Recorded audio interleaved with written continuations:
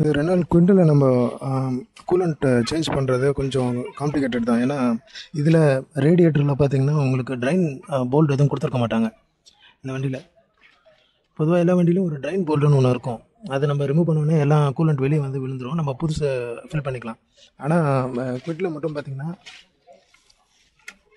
இங்கே ஒரு pipe hose ஒன்று போகுது இல்லையா, அந்த ஹோஸ் வந்து கீழே போய் கனெக்ட் ஆகும்.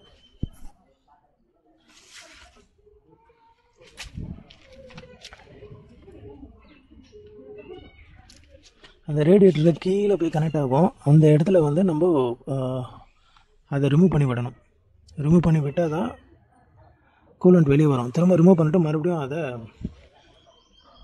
மாட்டி விட்டுறணும்.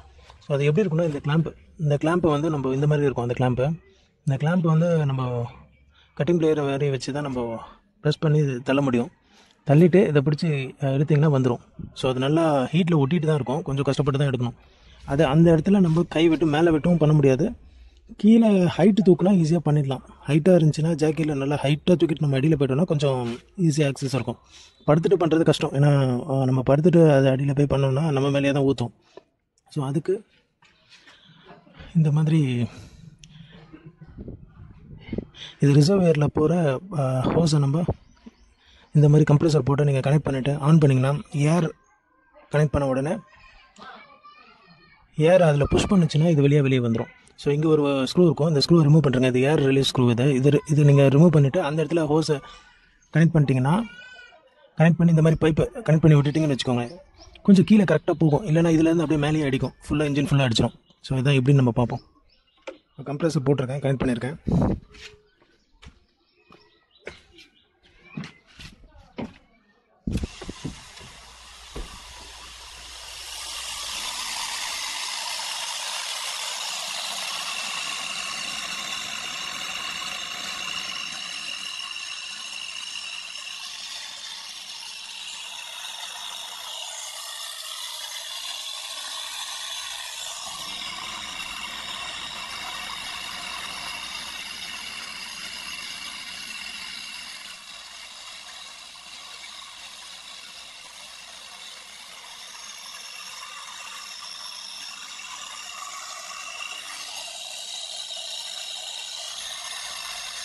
இது கொஞ்சம் ஈஸி ஆக்சஸ். இந்த மாதிரி பண்ணும்போது உங்களுக்கு ஈஸியாகவே நீங்கள் கூலண்ட்டை சேஞ்ச் பண்ண முடியும். ரொம்ப ஸ்ட்ரெயின் பண்ணாமல் சிம்பிளாக உடனே பண்ணிடலாம். அவ்வளோதான், ஃபுல்லாக வந்துடுச்சு. இப்போ நம்ம கொஞ்சம் ஆர்வ வாட்டர் ஏதாவது கொஞ்சம் ஃபில்அப் பண்ணிவிட்டு மறுபடியும் ஃப்ரெஷ் பண்ணி விடுவோம்.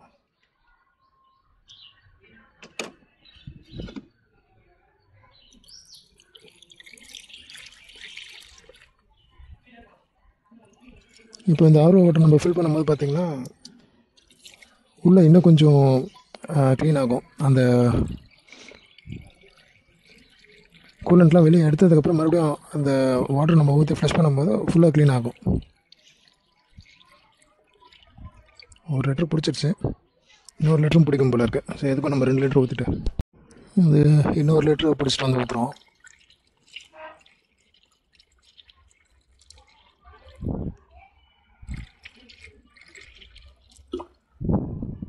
ஓகே, ஒரு 1.5 லிட்டர் பிடிக்குதுன்னு நினைக்கிறேன். ஓகே, இப்போ ஃப்ரெஷ் பண்ணிவிடுவோம். இந்த கேப்பை க்ளோஸ் பண்ணிட்டு தான் பண்ண முடியும். அப்போ தான் ப்ரெஷர் க்ரியேட் ஆகும். மறுபடியும் ஃப்ரெஷ் பண்ணோம்னா கொஞ்சம் க்ரீனாக போச்சுல, இப்போ கொஞ்சம் க்ரீன் கம்மியாகும், லைட் க்ரீனில் போகும்.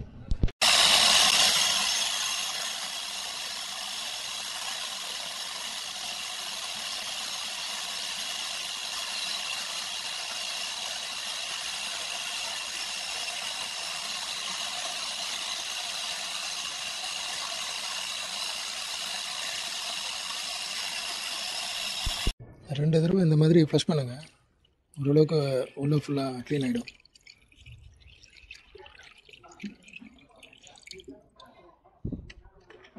இன்ஜின் ஸ்டார்ட் பண்ணாதீங்க. ஏன்னா இன்ஜின் ஸ்டார்ட் பண்ணால் கூலண்ட் இல்லாமல் ஸ்டார்ட் பண்ணும்போது ஓவராக ஹீட் ஆகிடும், வேறு ஏதாவது பிரச்சனை வரும்.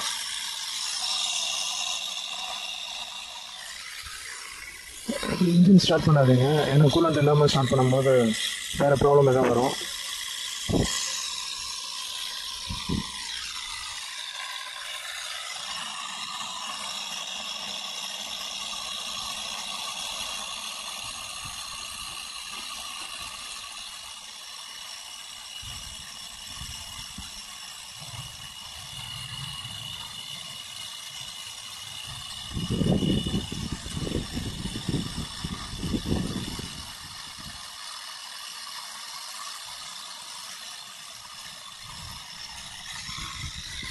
அவ்வளோதான், க்ளீன் ஆகிடுச்சு. இப்போ நம்ம புது கூலான்ட்டு உள்ளே ஃபில் பண்ணிடலாம். இப்போது புது கூலான்ட்டு வந்து ரீப்ளேஸ் பண்ண போகிறோம். இது பார்த்திங்கன்னா இது கொஞ்சம் காஸ்ட் அதிகம், 500 above வருது, 528. கூலான்ட்டு இதில் பாதி விலையிலையும் கிடைக்குது. ஆனால் அந்த கூலான்ட்டுக்கு லைஃப் கம்மி. அது 2 years ஒன்ஸ் நீங்கள் ரீப்ளேஸ் பண்ணுறீங்கன்னா இது 4 years ஒன்ஸ் ரீப்ளேஸ் பண்ணலாம். கேஸ்ட்ரான்லேயே ஒயிட் கலர் பாட்டில் வரும், அது பார்த்திங்கன்னா அது 2 years ஒன்ஸ் ரீப்ளேஸ் பண்ணுற மாதிரி இருக்கும். இது 4 years வரைக்கும் இது கொஞ்சம் தாங்கும். ஸோ இதில் என்ன போட்டிருக்காங்கன்னா, இப்போ இந்த ஃப்ரீசிங் பாயிண்ட் அப்படின்னு சொல்லி மென்ஷன் பண்ணியிருக்காங்க. ஃப்ரீசிங் பாயிண்ட்டுன்னு சொல்லிட்டு மென்ஷன் பண்ணியிருக்காங்க. அது எதுக்குன்னா, இந்த ஃப்ரீசிங் பாயிண்ட் எதுக்குன்னா, இப்போ நம்ம ரொம்ப கோல்டான கண்ட்ரியில் இல்லை ஸ்டேட்டில் நம்ம இருக்கோம் அப்படின்னு சொன்னால், இப்போது -5 இருக்குது, -37 இருக்குது. -37னா ரொம்ப கோல்டான வெதர். ஸோ -5 நமக்குலாம் வராது. நம்ம சென்னையில் இருக்கும்போது -5 வராது. ஸோ அப்போ 1:4 வரைக்கும் நம்ம மிக்ஸ் பண்ணலாம்.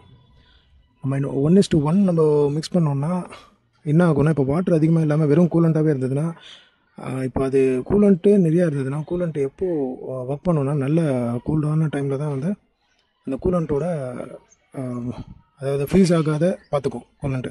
மற்றபடி அந்த ஹீட் ஆகிற டைமில் அது ஒர்க் பண்ணணுன்னா அது கூட டிஸ்டில்ட் வாட்டரும் மிக்ஸ் பண்ணணும். ஸோ அப்போது அவங்க சொல்கிற மாதிரி 1:4 நம்ம பண்ணுறது தான் பெட்டராக இருக்கும். ஏன்னா நம்ம ஹீட்டான ஸ்டேட்டில் இருக்கோம். ஸோ ஹீட் அதிகமாக இருக்குன்னா நம்ம இந்த 1:4 பண்ணுறது தான் கரெக்டாக இருக்கும். பேலன்ஸ் டிஸ்டில்ட் வாட்டர் ஊற்ற வேண்டியதான்.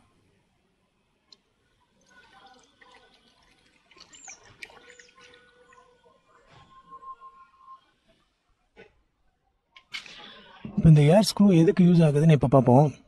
இப்போ பாருங்க, இங்கே ஃபுல்லாகிடுச்சு. அங்கே ஃப்ரீ பண்ண உடனே இங்கே இறங்கிடுச்சு. ஸோ இதுதான் ஏர் ஸ்க்ரூ. ஸோ அங்கே வெளியே வர வரைக்கும் ஏர் தான் வெளியே வரும். நம்ம இங்கே ஊற்றிட்டே இருக்கலாம்.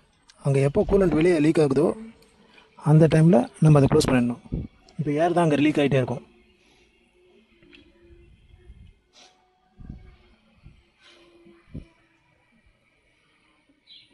இது ரொம்ப சிம்பிளாக இருக்கும். ஆக்சுவலாக இதுக்காகலாம் நம்ம மெக்கானிக்கிட்ட கொண்டு போகணுன்னு அவசியம் இல்லை. ஏர் கம்ப்ரஸர் எல்லாத்தையும் இருக்கும்.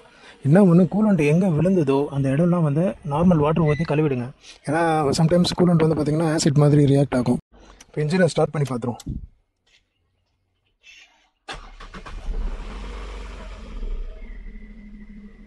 ஸ்டார்ட் பண்ணி ஏசி நம்ம போடும்போது தான் நமக்கு கூலண்ட் அங்கே ஒர்க் பண்ணும் அதிகமாக.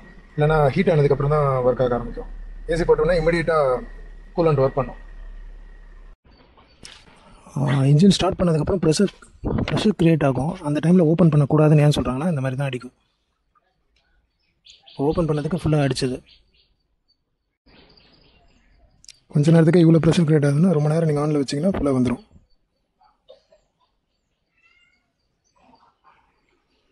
அவ்வளோதான். இனிமேல் வந்து நம்ம இந்த ரிசர்வியரில் மினிமம் அண்ட் மேக்ஸிமம் லெவலில் நம்ம பார்த்துட்டா போதும். ஸோ இதை மட்டும் நம்ம பார்த்தாலே போதும்.